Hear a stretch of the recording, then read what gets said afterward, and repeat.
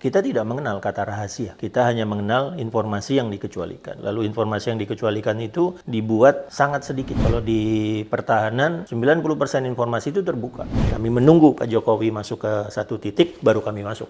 Jadi kami balik. Ya, kami sengaja waktu itu pernah kami merencanakan ke Tegal dan Brebes. Ya, ternyata kami tahu Pak Jokowi akan masuk ke situ, daerahnya kami ganti menjadi Demak dan Jepara. Nah, baru setelah Pak Jokowi keluar, kami yang masuk. Jangan jadi malin kundang bahwa dalam politik yang penting itu loyalitas, yang penting itu konsistensi, yang penting itu tetap setia dengan ideologi. Permaksulan ada pasalnya, ada koridornya.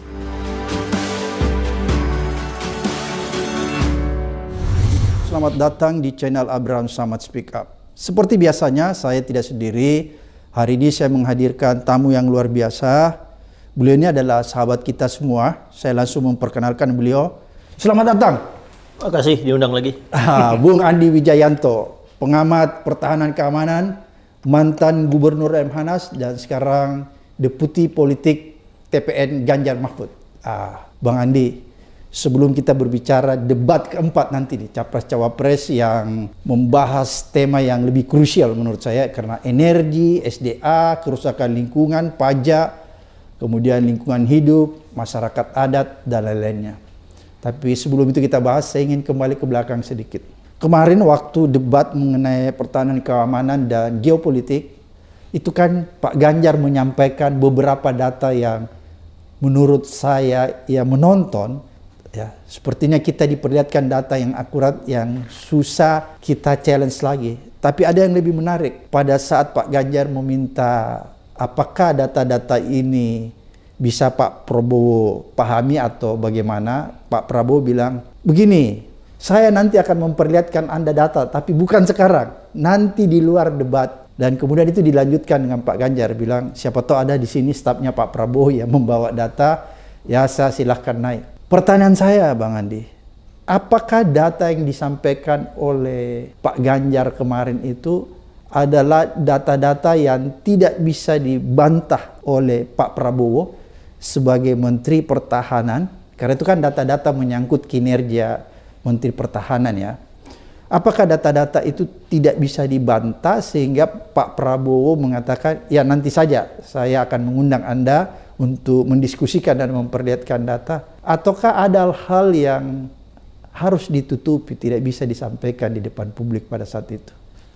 Data yang disampaikan oleh Mas Ganjar ada dua jenis. Oke. Ya, data pertama memang data yang berasal dari think tank global. Oke. Ya, jadi itu kami ambil datanya, hanya kami olah ulang grafisnya saja untuk mempermudah pemahaman Mas Ganjar. Ini data-data yang memang dijadikan andalan kalau kita ingin menganalisis aspek pertahanan di satu negara. Ada data dari Military Balance, Lowy Institute, Bond Institute, dan seterusnya. Itu jenis data pertama. Jadi itu data terbuka. Tinggal data masuk terbuka, saja ya, ke think tank tersebut. Yang kedua, data tentang Indonesia yang diproduksi sendiri oleh kementerian.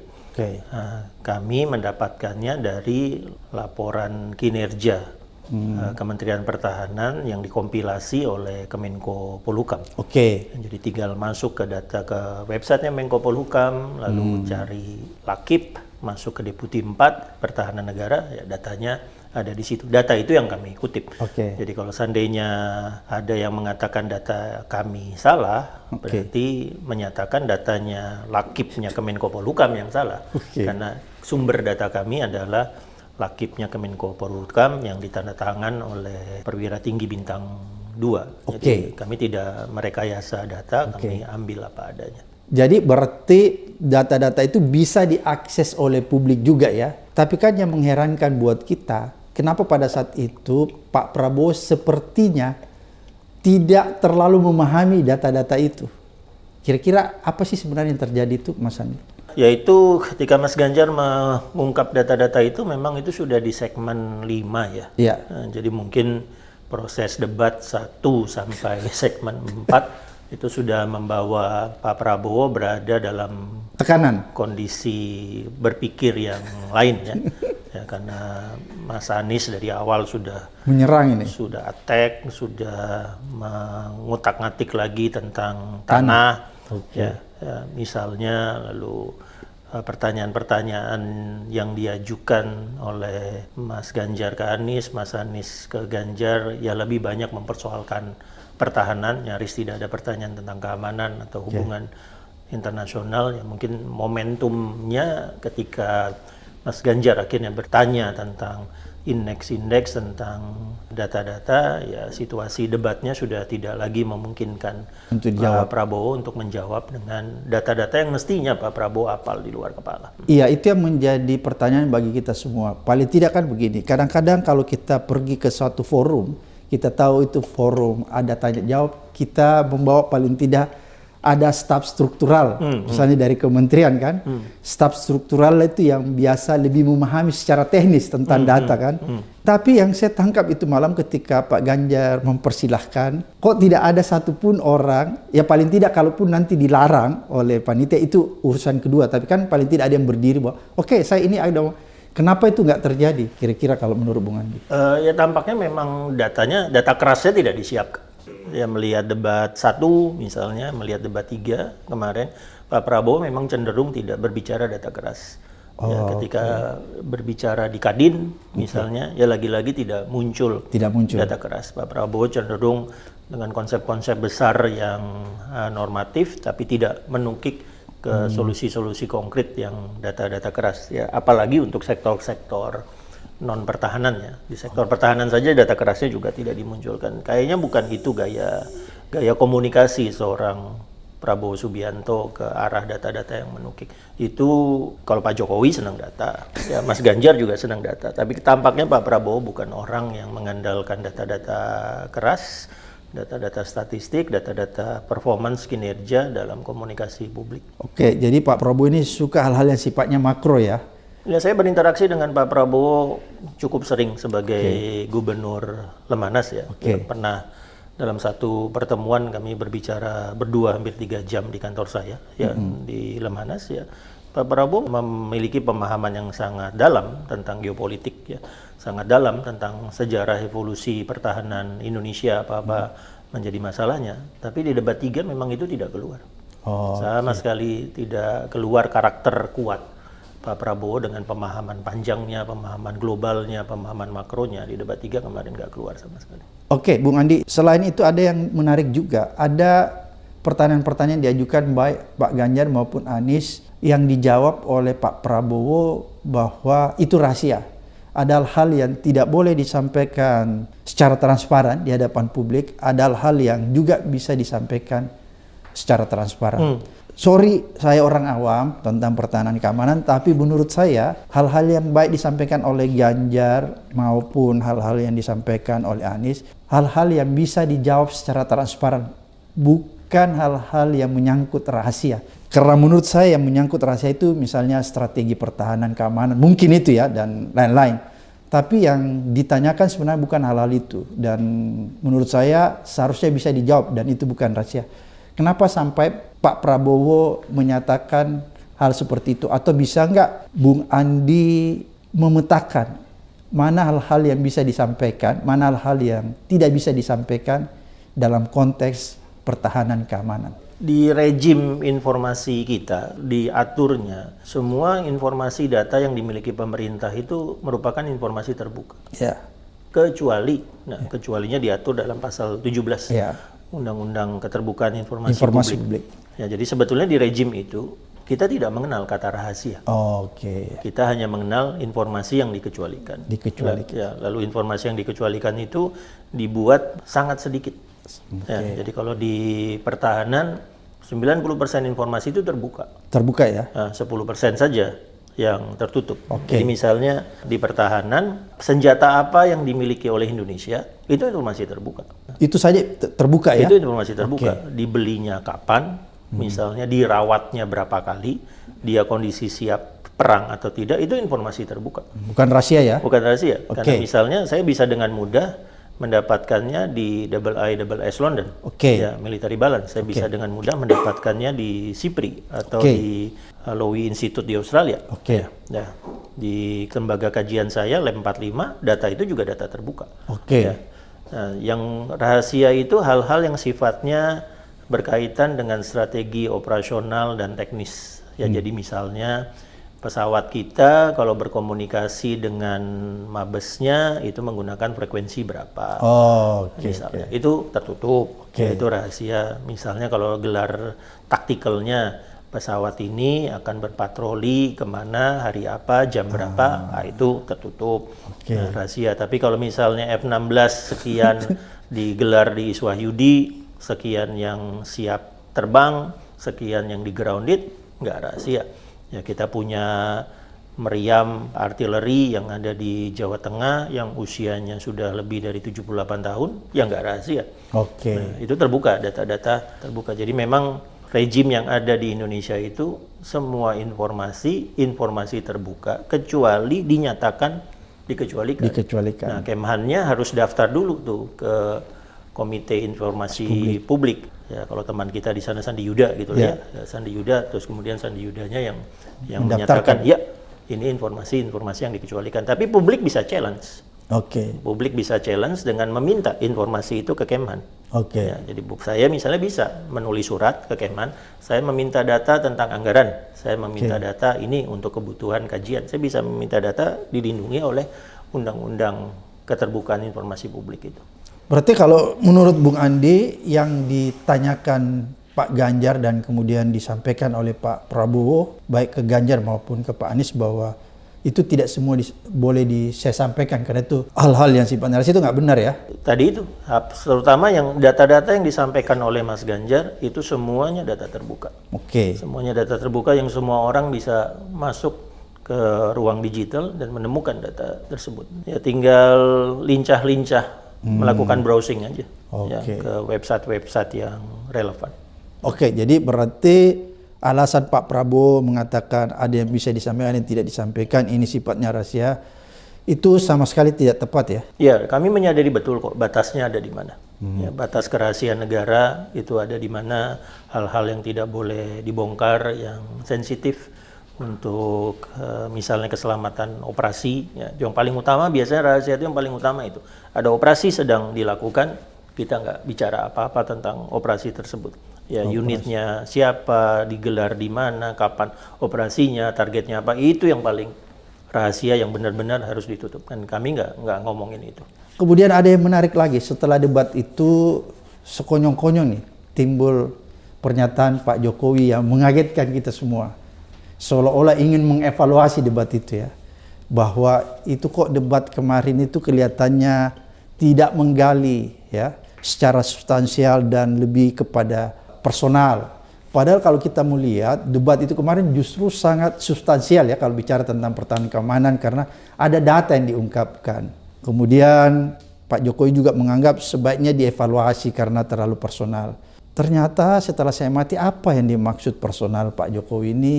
Mungkin yang dianggap personal ketika Anies pertama kali menyerang Pak Prabowo menanyakan hal-hal mulai dari tanah tuh, bahwa ada 300 lebih ribu hektar tanah yang dimiliki Pak Prabowo kan. Mungkin itu yang dimaksud dengan terlalu personal oleh Pak Jokowi.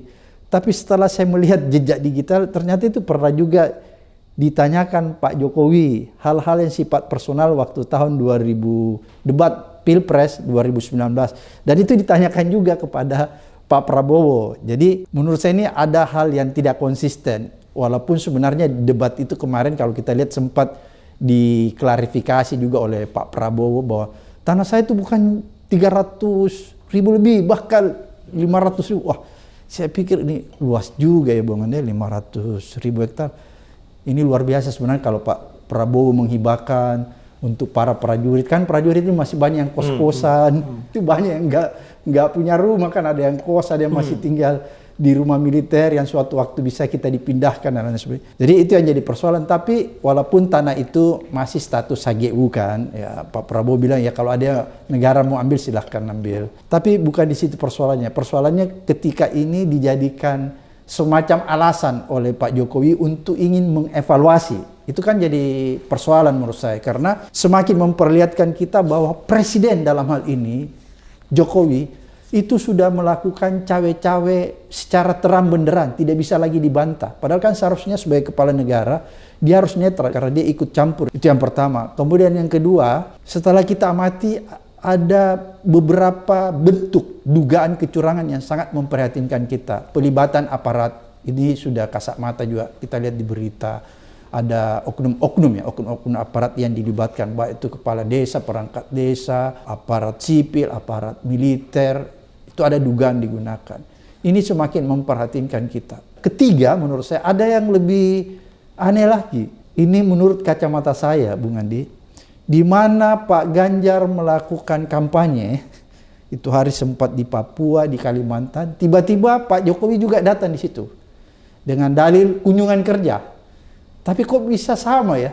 Saya bertanya-tanya, apakah di dunia ini kebetulan itu memang selalu ada? Kan nggak mungkin juga ya. Kebetulan di Jayapura, kebetulan di Kalimantan. Kok masa 4-5 daerah kebetulan? Nggak masuk akal ini bagi saya ini. Saya coba, apakah saya ini udah nggak waras cara menilai saya? Tapi ternyata nggak mungkin ini kebetulan itu sampai ini. Kira-kira menurut Bung Andi ini sebagai orang yang ada di dalam timnya, apa sih yang dilakukan Pak Jokowi ini ketika Pak Ganjar datang ke suatu daerah kampanye, tiba-tiba tidak lama juga dia datang di situ atau dia mendahului, datang melakukan kunjungan kerja di situ. Apakah ini semacam penggembosan atau manuver untuk ingin melakukan penetrasi di daerah itu terhadap kampanye Ganjar?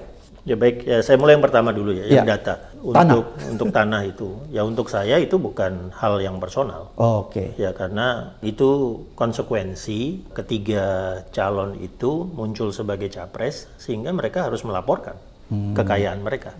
Harus transparan. Harus transparan. Oke. Itu menjadi data publik. Oke. Ya, Pak Prabowo punya rumah berapa, Mas Anies punya mobil berapa, Mas Ganjar punya motor berapa, itu menjadi informasi publik yang karena harus dilaporkan. Ya, jadi mereka pejabat yang bertarung dalam satu pertarungan politik publik ya untuk capres, cawapres, calon anggota DPR, DPRD, DPD semuanya harus melakukan hal yang sama. Jadi yang dipersoalkan adalah data publik sebetulnya. Yang kemudian saya ngelihat personal itu justru reaksi atau jawaban Pak Prabowo ke pertanyaan-pertanyaan itu. Itulah yang menjadi personal. Dan di situ saya sepakat dengan Presiden. Ya, debatnya memang harus berbasis data. Debatnya harus berbasis kebijakan dan program. Ya, debatnya tidak boleh misalnya menyinggung karakter-karakter personal. Dan yang cenderung melakukan itu sebetulnya Pak Prabowo. Ya, ketika kemudian Pak Prabowo, apalagi pasca debat ya, ketika Pak Prabowo pasca debat mempersoalkan tentang etik, Pak Prabowo pasca debat mempersoalkan intelijensia seseorang yang bertanya tentang tanahnya. Ya, tadi yang akhirnya menjadi personal adalah Pak Prabowo, dan saya sepakat dengan Pak Jokowi, jangan personal, jangan emosional, ini harus tentang data, ini harus tentang program. Karena itu juga kami sepakat dengan Pak Jokowi ketika mengatakan format debat kalau bisa diubah. Ya, format debat yang membatasi kandidat berbicara 2 menit, membatasi kandidat berbicara 1 menit, itu akhirnya membuat kandidat lebih fokus memperhatikan countdown waktu daripada substansi yang mau disampaikan. Jadi kami sudah mengusulkan sebagai TPN 03, kami sudah mengusulkan, misalnya bayangkan segmen 2 ya, moderator bertanya, ya, dijawab dulu oleh Mas Ganjar, udah silakan 15 menit, udah debat aja. Nggak ada 2 menit, nggak ada 1 menit, nggak ada 1 menit. Ya, itu metode debat yang kami lihat terjadi di beberapa negara, di Amerika Serikat, di Australia, di Inggris kami sudah usulkan ke KPU ya untuk merubah format debat sehingga lebih terbuka tanpa ada limitasi waktu yang terlalu ketat yang membuat nanti interaksi antar 3 kandidat berjalan lebih cair, ya tidak kaku. Nah itu sudah kami usulkan, tidak tahu nanti KPU-nya menerima atau tidak. Kami usulkan tertulis ya ke KPU. Lalu yang ketiga tentang ya Pak Jokowi ya saya menduga karena saya dulu berada di tim 2014, 2019, jadi Pak Jokowi tampaknya memahami bagaimana kami membuat pemetaan teritorial. Ya, kami kemudian membagi teritori itu menjadi karakter lawan, di mana kita hampir pasti kalah, karakter basis, di mana kita pasti menang, lalu karakter tempur, yang kita 50-50. Ya, kesulitan membuat peta teritorial 2024 ini adalah karena 3 pasang.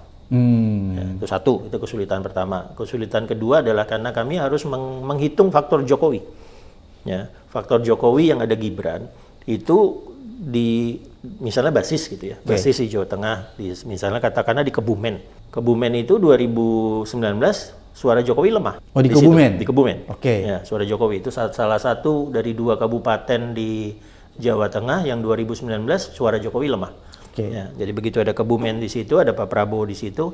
Ini Kebumen nanti arahnya makin ke Prabowo, ya, atau dia bisa bergerak ke misalnya Anies karena Jokowi lemah. Nah, itu yang kemudian kami simulasikan. Kadang-kadang kami lakukan FGD khusus di daerah-daerah seperti itu.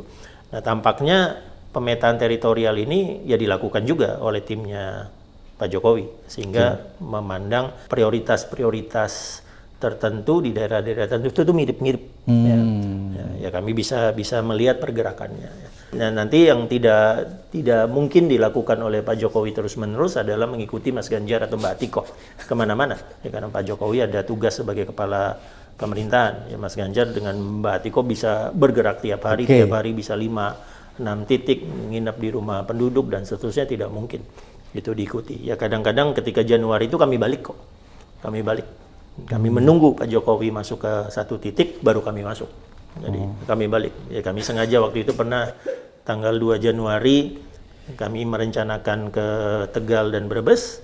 Ya, ternyata kami tahu Pak Jokowi akan masuk ke situ, daerahnya kami ganti menjadi Demak dan Jepara. Nah, baru setelah Pak Jokowi keluar, kami yang masuk ke Tegal dan Brebes, misalnya kami balik. Tapi ya memang itu sekarang 2024 ini menjadi menarik. Karena 3 pasang, dan kemudian kami harus benar-benar menghitung Pak Jokowi dengan Mas Gibran ini bergeraknya seperti apa di basis.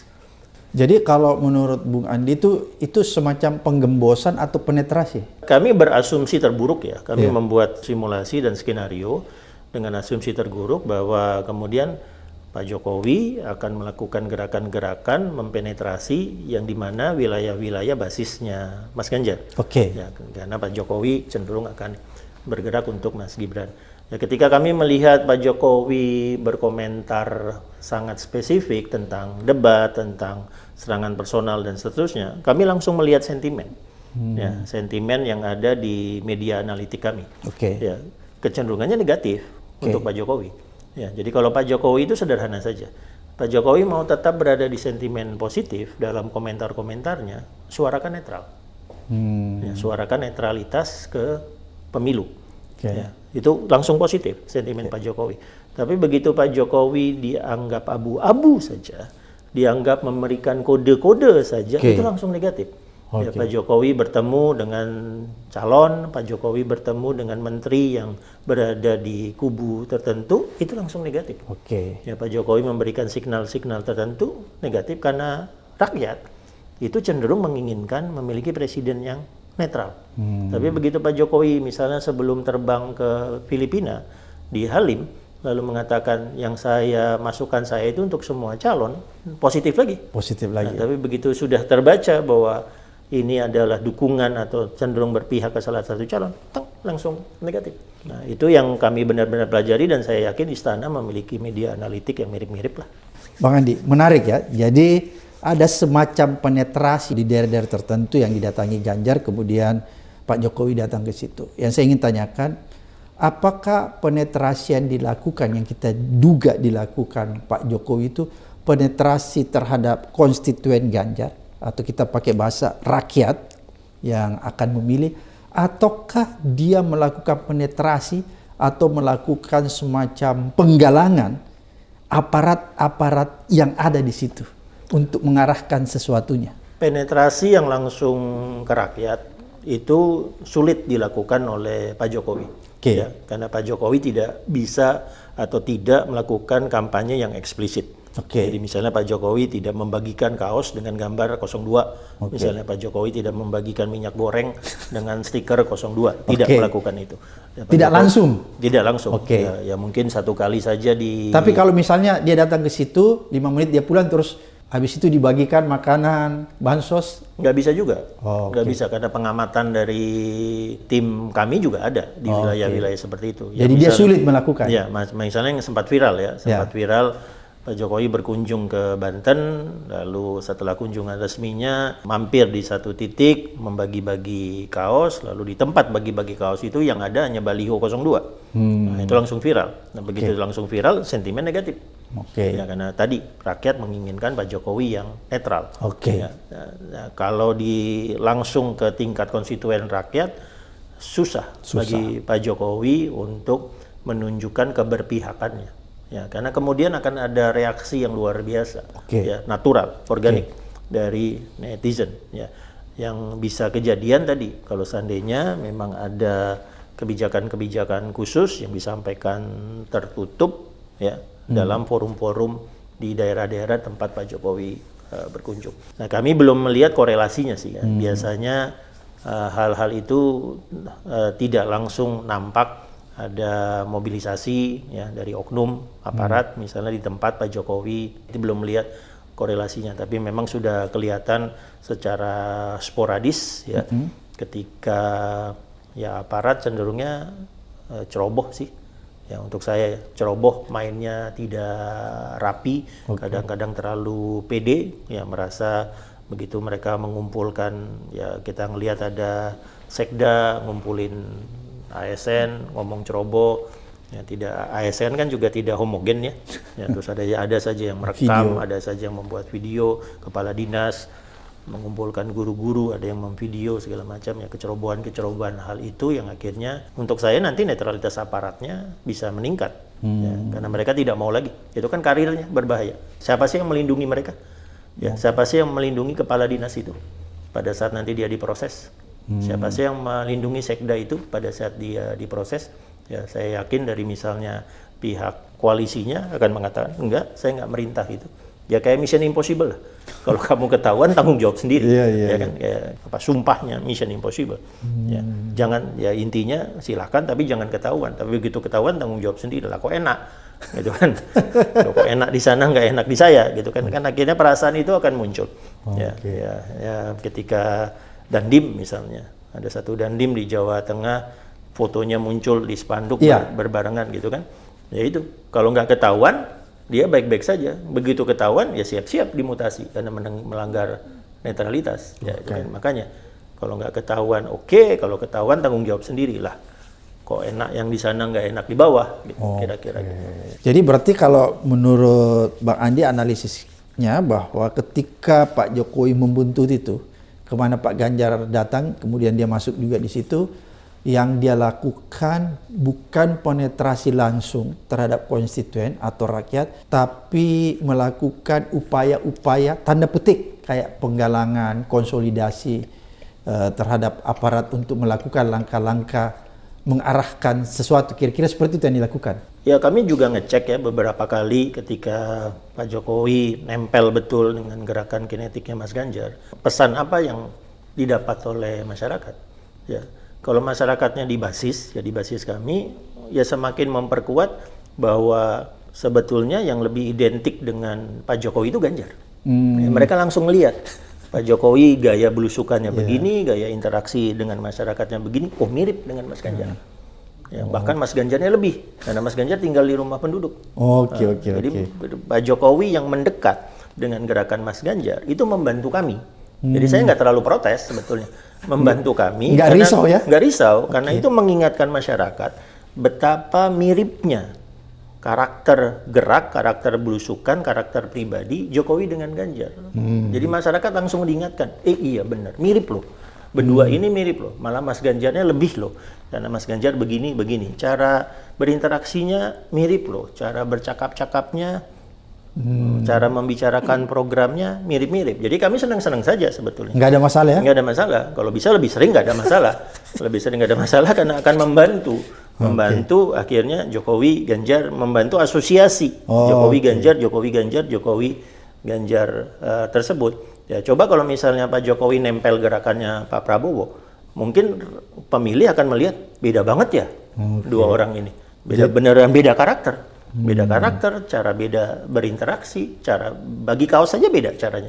Pak Jokowi turun dari mobil, yang ini nggak turun dari mobil gitu kan. Ya, beda, karakternya beda. Pak Jokowi kan turun, turun minimal gitu kan. Yang Pak Prabowo kan tidak. Jadi kemiripan dengan perbedaan karakter itu akan semakin kelihatan ketika gerak kinetiknya mepet-mepet. Jadi kami nggak terlalu risau sebetulnya Pak Jokowi bergerak kemananya, nggak risau. Tapi yang memang harus kami analisis lebih dalam, tadi pertanyaan Bang Zahmat adalah apakah kemudian ada kebijakan-kebijakan khusus yang disampaikan secara tertutup yang kemudian mengganggu karakter netralitas, yang mengganggu politik yang tidak boleh praktis untuk ASN, TNI, Polri. Itu yang benar-benar kami amati secara langsung. Oke, kan yang kita risaukan ya Bung Andi ya, bahwa jangan sampai kedatangan Pak Jokowi di tempat-tempat itu akan mengganggu netralitas aparatur negara. Sebenarnya itu yang kita risaukan ya. Karena kalau itu terjadi, maka bisa dipastikan ini semakin menguatkan dugaan kita semua bahwa Pilpres maupun pemilu yang akan dilaksanakan nanti itu sama sekali kita tidak bisa berharap berlangsung jurdil. Itu kan sebenarnya jadi persoalan intinya. Karena kita melihat sudah ada cawe-cawe secara transparan, secara langsung yang dilakukan Presiden. Oleh karena itu, saya ingin tanyakan Bung Andi, setelah melihat fenomena ini ya, ini banyak rentetan fenomena seperti tadi ada Dandim, dan ini nggak bisa dibantahkan lagi ya. Apakah dengan berbagai macam rangkaian dugaan pelanggaran atau dugaan pelibatan aparat yang terus dilakukan secara masif semakin dekat, ini mempertegas kepada kita semua bahwa sulit kita mengharapkan Pilpres maupun pemilu yang nanti dilaksanakan tanggal 14 itu berlangsung jurdil. Yang pertama itu tergantung juga dari kematangan dengan kesiapan masing-masing tim ya. Ya, untuk tetap berkomitmen memastikan pemilunya jurdil sesuai dengan pasal 22E lah, Undang-Undang Dasar 45. Jadi sekarang kami justru menggunakan titik di mana Pak Jokowi bergerak itu untuk prioritas di tempat itu. Presiden bergerak ke situ prioritas, bangun. Konsolidasi sekeras-kerasnya di tempat itu karena Presiden masuk. Ya, itu kami jadikan alert. Ya, jadikan alert. Jadi Presiden kami masuk ke Purworejo, Presiden masuk ke Purworejo, udah langsung dari tim mengatakan alert. Jadikan itu prioritas khusus, siap-siap kalau ada strategi-strategi khusus yang harus kita antisipasi. Jadi sebetulnya pergerakan itu membantu kami. Mau konsolidasi ada di mana, mau fokus ada di wilayah seperti apa. Jadi ya sudah kami terbantu karena asosiasi Jokowi dengan Ganjar makin kuat, dan kami juga terbantu untuk membangun alert system kami. Ya, di mana kami harus benar-benar memperhatikan netralitas. Nah, tapi kalau itu bisa dilakukan, ya maka kita minimal bisa menunjukkan ke oknum-oknum yang mau bergerak, nggak mudah loh. Kami siap-siap loh. Kami punya gadget loh untuk membuatnya viral. Ya, kalau kalian salah, kalau kalian ketahuan, korban itu di kalian. Kalian akan dibantah, tidak akan dapat perlindungan dari atasnya. Kalian akan diproses. Ya, udah. Jadi kami siap-siap dengan itu, dengan memperhatikan atau sangat-sangat mengoptimalkan bahwa kita benar-benar hidup di masa digital yang transparan dan instan. Yang tidak akan tahu di mana informasi akan segera muncul berasal dari gadget apa, ya kan? Nah, itu yang benar-benar kita andalkan sekarang. Tapi kalau nanti skenario terburuknya, ya misalnya betul-betul tidak ada netralitas, betul-betul ada keberpihakan yang keras, ya kemungkinan kesulitannya adalah benar-benar berbenturan hasil realnya. Ya, untuk saya selalu begini, yang paling susah dilakukan di dunia ini adalah berbohong terus-menerus secara konsisten. Itu susah ya? Susah banget. Pasti terbongkar. Iya, ya kan? Pengalaman Bang Samad sebagai aparat hukum kan tahu kan? Yang paling mudah dicari adalah lubang ketika seseorang melakukan kebohongan. Ya kan? Tapi kalau kita terus-menerus menceritakan kebenaran, itu mudah konsistennya. Ya, kalau saya misalnya ditanya, makan sarapan apa tadi pagi? Ya, akan susah di kepala saya kalau saya misalnya bilang saya sarapan bubur ayam. Padahal tadi saya nggak sarapan.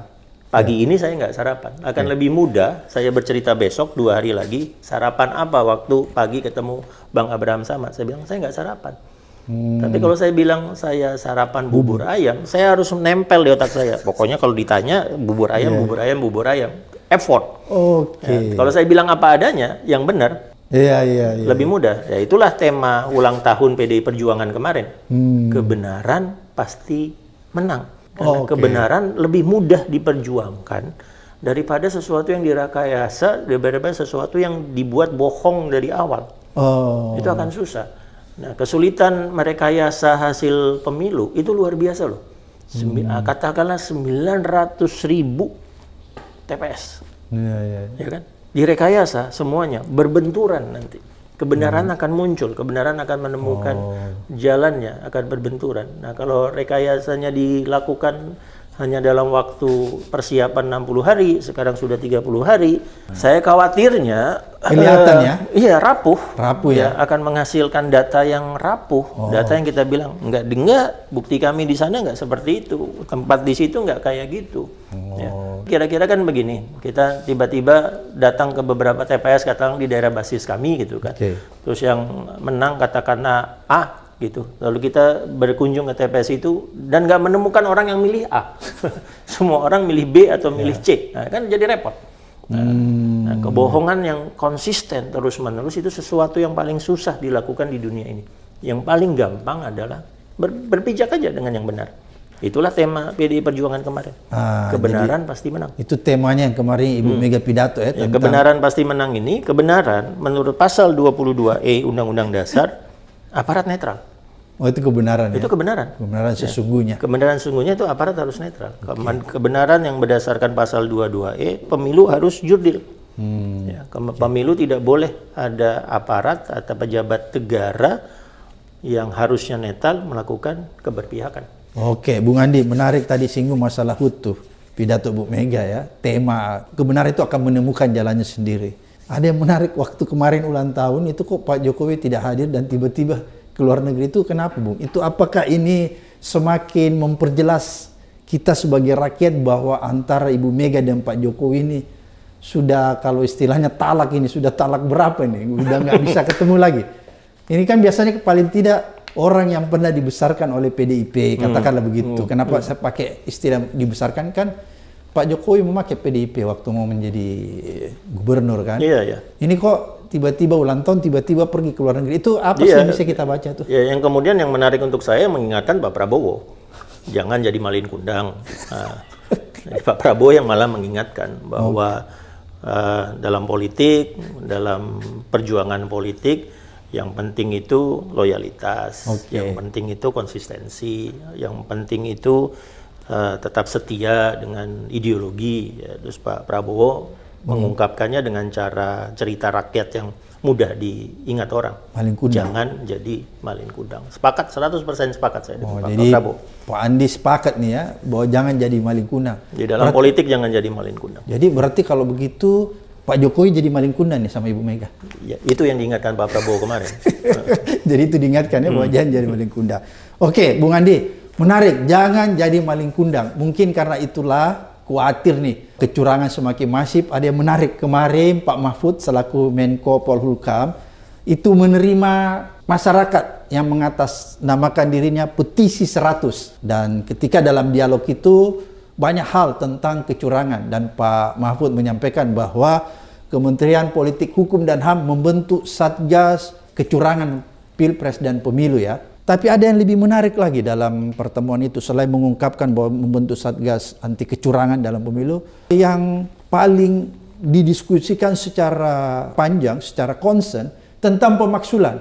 Karena petisi 100 ini mengusulkan bahwa harus segera memaksulkan Pak Jokowi karena sudah dianggap cawe-cawe atau keterlibatan presiden di dalam Pilpres itu sudah semakin memperjelas bahwa presiden tidak netral lagi. Presiden melanggar konstitusi, melakukan perbuatan tercela dengan mendukung calon-calon tertentu.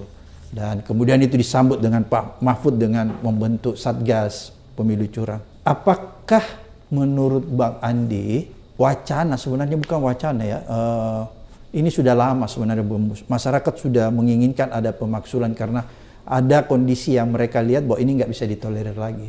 Tapi kenapa sampai hari ini kita belum melihat Ibu Mega merespon secara nyata tentang wacana yang disampaikan masyarakat ketika bertemu dengan Pak Mahfud tentang pemaksulan Pak Jokowi? Ya jawaban sederhananya karena Ibu Mega pasti berpegang ke konstitusi. Oke. Ya, permaksulan itu diatur dalam Undang-Undang Dasar kita. Oke. Ada prosedurnya, ada tahapannya yang harus dilalui. Yang kemudian harus melibatkan MPR, berarti melibatkan DPR dan DPD di dalamnya. Ibu Mega pasti berpegang kepada konstitusi tersebut. Nah, biasanya memang untuk menuju ke sana kita akan melihat trigger-triggernya muncul sehingga akhirnya menjadikan satu momentum gerakan rakyat. Ya. Saya sebagai orang yang sangat-sangat berharap konsolidasi demokrasi Indonesia segera tuntas, ya berharap itu tidak terjadi. Karena konsolidasi demokrasi Indonesia membutuhkan 7 kali pemilu demokratik berturut-turut, kita sudah 5 kali, sayang. Tinggal 6 yang ke-7, tinggal 2 pemilu lagi kita akan menjadi demokrasi matang, konsolidasi kita selesai. Apalagi untuk memastikan konsolidasi demokratik terjadi di pemilu 2024, pemilunya netral, kita tidak melangkah mundur, kita punya presiden yang tuntas dengan masa jabatannya sampai 20 Oktober 2024, caranya gampang banget. Sangat-sangat mudah, tidak susah untuk dilakukan. Caranya cuma satu. Jokowi netral. Gampang banget sebetulnya kan? Gampang ini diungkapkan. Iya, makanya gampang banget. Iya, tapi benar-benar kelihatannya ini di lapangan tidak seperti itu ya, sehingga kemarin Pak Mahfud menerima masyarakat itu yang mengatasnamakan dirinya petisi 100 ya. Iya, jadi ya kalau secara logis ada jalan mudah kok untuk melakukan konsolidasi. Ada jalan mudah untuk mematangkan demokrasi kita. Ya, ada jalan mudah untuk melaksanakan pasal 22E Undang-Undang Dasar. Nah, jalan mudah itu adalah netralitas aparat yang dipandu oleh seorang presiden yang menyatakan dirinya netral. Oke, Bung Andi, saya sepakat dengan Bung Andi, tapi bukankah jalan pemaksulan itu juga adalah jalan yang diridhoi oleh konstitusi, artinya dibenarkan? Kalau kita lihat Indonesia pernah terjadi. Mungkin ketika Ibu Megawati terpilih sebagai Presiden Republik Indonesia, itu juga melalui jalan pemaksulan. Ketika itu Gus Dur. Kemudian kalau kita lihat, karena Bung Andi bicara tentang konsolidasi demokrasi yang sebentar lagi kita sudah memasuki, tinggal 2 kali memasuki tahapannya. Boleh dikatakan sempurna, negara yang paling hebat demokrasinya yang menurut kita nih, Amerika, itu juga tidak mengharamkan hal-hal seperti itu. Contohnya misalnya kalau kita berkaca dari kasus Watergate, ya, itu kan adalah kondisi-kondisi yang sebenarnya mengarahkan kepada pemaksulan. Tapi kemudian pada saat itu tidak sampai ke situ, presidennya sudah mengundurkan diri, kan gitu ya. Jadi menurut saya hal-hal seperti ini, pemaksulan itu bukanlah hal yang haram, bukan hal-hal yang dilarang oleh konstitusi, dan mungkin itu adalah sebuah jalan yang mengantar kita ke tadi yang Bung Andi sampaikan bahwa tinggal 2 kali pemilu lagi kita sudah masuk kepada tahapan negara yang nyaris bisa jadi role model demokrasi di Asia. Kan seperti itu menurut saya. Ya, triggernya sudah mulai kelihatan ya. Triggernya ketika mahasiswa di 800 kampus 800 lebih ya sudah mulai bergerak dengan kepedulian mereka tentang krisis demokrasi, tentang regresi demokrasi misalnya. Triggernya sudah mulai kelihatan. Ketika kemarin ada petisi ke Pak Mahfud, nah itu trigger. Nah, apakah trigger-trigger yang beruntun ini akan membuat satu gerakan rakyat yang kemudian akan menjadi gerakan politik seperti dulu 97-98, ya, atau ketika ada masalah krisis ketatanegaraan karena Presiden Gus Dur waktu itu mengeluarkan dekret ya, dan seterusnya. Nah, trigger-trigger itu apakah akan menjadi satu gerakan politik yang membesar, lalu akhirnya yang paling penting untuk saya itu kemudian masuk ke koridor konstitusi. Nah, begitu masuk ke koridor konstitusi ada pasal-pasal dalam Undang-Undang Dasar 45 kita yang harus diaplikasikan. Yang harus dipatuhi. Yang harus diaplikasikan, dipatuhi, ya. Jadi tergantung dari MPR bagaimana menjalankan itu. Tapi ya tergantung ini triggernya akan semakin kuat, ya, apalagi kalau kemudian semakin kasat mata, semakin ceroboh, ya, aparat dalam memainkan keberpihakannya, lalu kemudian akan muncul gerakan-gerakan yang spontan, yang organik, yang memunculkan kebutuhan untuk mengaplikasikan, mengaktifasi, ya, koridor pemaksulan di konstitusi kita. Oke, berarti kalau begitu menurut Bung Andi bahwa pemaksulan bagi PDIP Perjuangan, bagi Bu Mega itu bukanlah hal yang tidak dimungkinkan, ya? Ya, syarat koridor konstitusi aja yang benar-benar harus diperkeras. Kalau dia terpenuhi, ya, kemudian ada trigger, oke. Ya, kalau itu tidak ada, maka kita berhadapan dengan situasi politik ketatanegaraan yang unknown. Saya menyebutnya celah ketatanegaraan. Ya, itu sama seperti diskusi saya dengan Ibu Mega ketika membahas 3 periode, perpanjangan, penundaan pemilu. Jawaban Ibu Mega ke saya simpel saja. Koridor konstitusinya seperti apa? Untuk 3 periode, perpanjangan dan penundaan. Begitu di koridor konstitusi tidak ada. Sama sekali tidak ada. Sama sekali tidak ada pasal yang memungkinkan 3 periode. Sama sekali tidak ada pasal yang memungkinkan perpanjangan masa jabatan. Sama sekali tidak ada pasal yang memungkinkan penundaan. Jadi kalau seandainya itu mau dilaksanakan, harus amandemen konstitusi. Koridor konstitusinya yang kemudian harus benar-benar diikuti. Permaksulan ada pasalnya. Jadi ada koridornya. Ada koridornya. Ya, tinggal koridor itu nanti teraktivasi atau tidak pada saat trigger dengan gerakan-gerakan rakyatnya menjadi semakin besar. Jadi kalau menurut Bung Andi ini yang terakhir bahwa trigger ke arah sana sudah mulai ada, ya? Iya, sudah mulai kelihatan. Ya, itu gerakan di kampus, ya? Ya, sudah mulai kelihatan, ya. Yang paling cepat menjadi indikator kita memang mahasiswa. Ya, itulah 66. Ya, itulah 97. 98. Ya, itulah yang kemudian membuat kita berubah kebijakan Orde Baru 7478. Ya, 66, 74, 78, 97, 98, indikator dari trigger yang akhirnya membuat gerakan politik yang signifikan mahasiswa. Jadi apakah tidak kebalikan nih, kalau misalnya mahasiswa menunggu bahwa trigger itu datang dari parlemen, kemudian dia mengikuti, mendukung penuh? Apa tidak seperti itu kebalikannya? Ya, proyeksi saya sampai 14 Februari minimalnya. Kayaknya itu sulit ya, karena parlemennya kosong. Ya, caleg-caleg ada sibuk semua di dapil-dapil. Ya, benar-benar di dapil-dapil, tapi mungkin saja triggernya juga ada di mereka. Ya, ketika mereka di dapil-dapil kemudian berasa ini saya nggak mungkin menang dengan cara normal. Ya, karena misalnya ada partai politik yang benar-benar bergerak secara masif dengan cara-cara yang tidak normal. Ya, misalnya ada partai baru yang tidak tahu calegnya siapa, tapi kemungkinan besar suaranya signifikan. Begitu. Tidak ada pengurusnya, spanduknya banyak. Ya, hal-hal seperti itu yang kemudian membuat ini ada trigger-trigger baru, ada kegelisahan-kegelisahan baru. Ya, saya kalau di TPN selalu mengatakan kita pasti bisa memenangkan Pilpres 2024 dengan menerapkan strategi pemilu. Yang tidak bisa saya lawan, saya bilang yang tidak bisa saya siapkan dengan baik adalah kalau yang harus kita hadapi strategi non pemilu.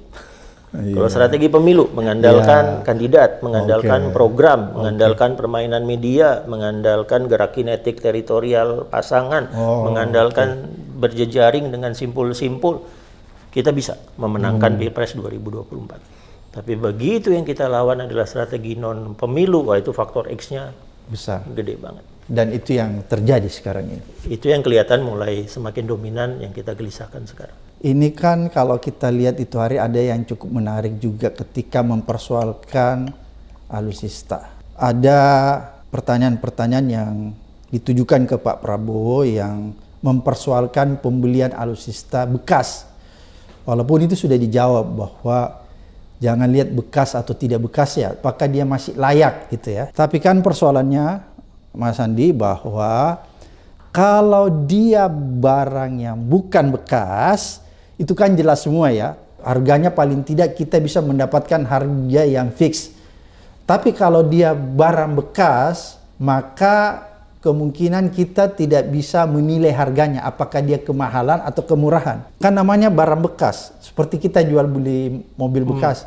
Ya terserah saya, Saya mau jual berapa itu urusan saya kan, walaupun masuk akal apa nggak masuk akal itu jadi perdebatan. Jadi disitulah ruang terjadinya, bisa terjadi fraud, bisa terjadi tindakan korupsi ya, penyalahgunaan apa dan lain sebagainya, sehingga memang diusahakan sedemikian rupa untuk menghindari memberi peralatan-peralatan militer yang bekas, karena itu jalan untuk bisa melakukan pelanggaran-pelanggaran menurut benak saya. Karena kalau barang bukan bekas itu jelas semua ya, dari pabriknya dan lain sebagainya. Kalau ini kan bisa saja dari kita beli dari broker, dari perantara yang tidak jelas, dari perdagangan senjata, bisa saja sah dan ilegal. Itu banyak di situ.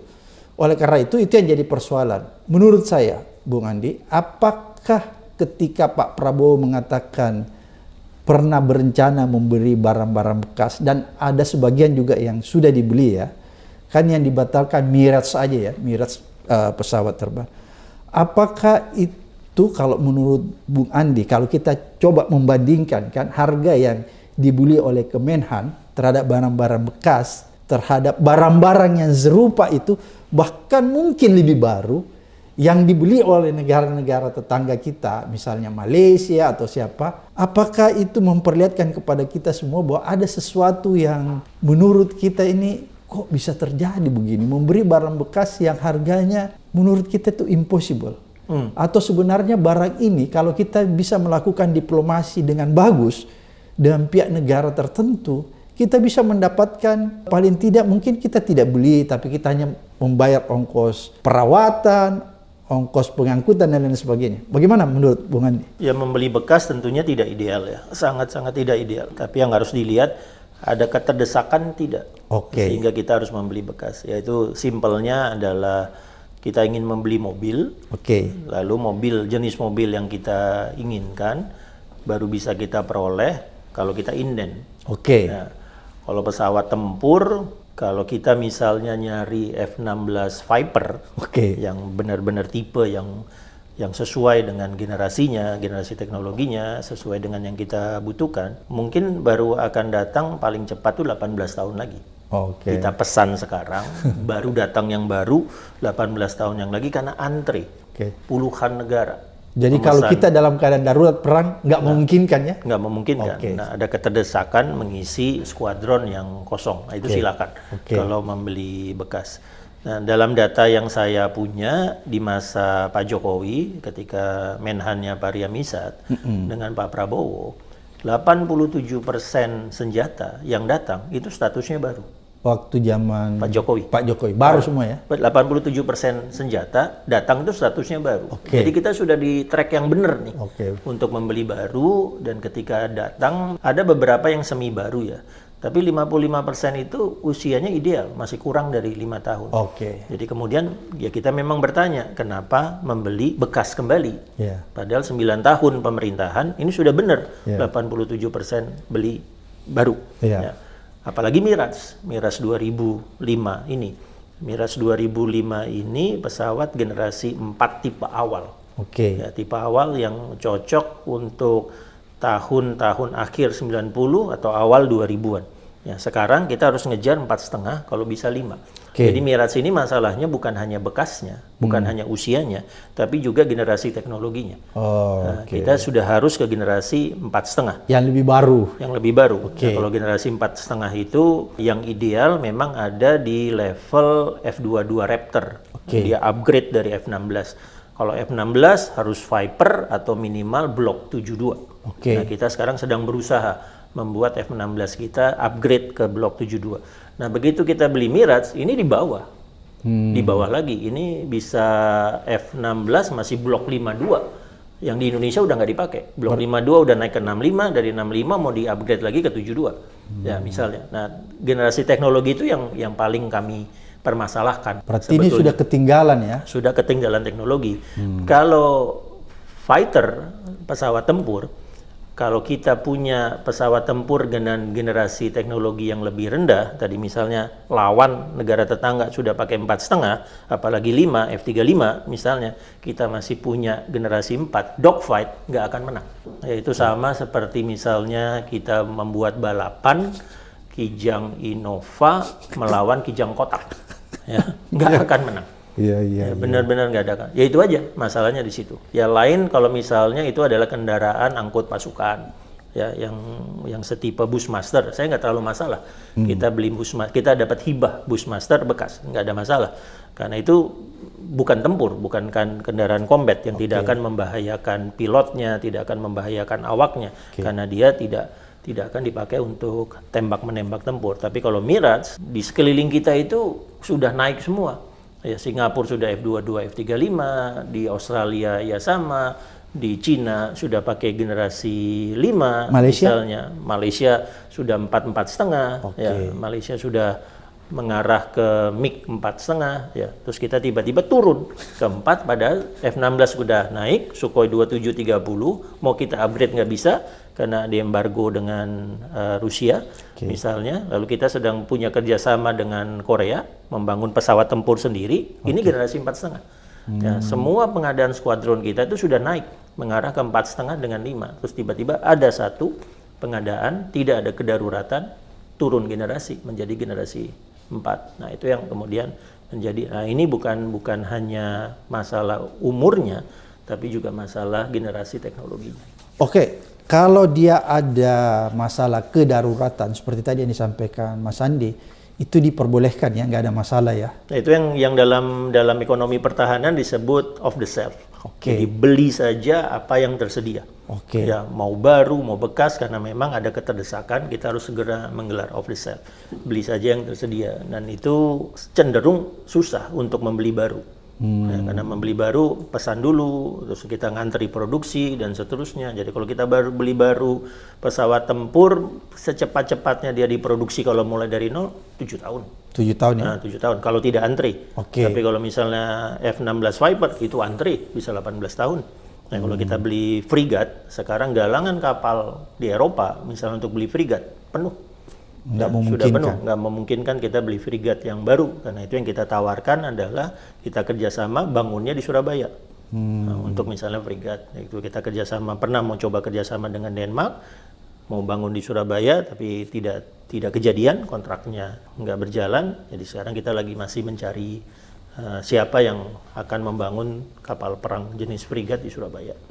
Oke, terima kasih Bung Andi atas pencerahan, informasi dan edukasinya kepada netizen. Mudah-mudahan apa yang disampaikan Bung Andi ini netizen melihat, bisa menemukan jalan kebenaran yang ada di depan mata mereka, sehingga mereka bisa memilih pemimpin yang sebenarnya, pemimpin yang utuh, yang punya leadership, yang punya kompetensi dan punya integritas. Sampai ketemu di episode berikutnya di Abraham Samad Speak Up.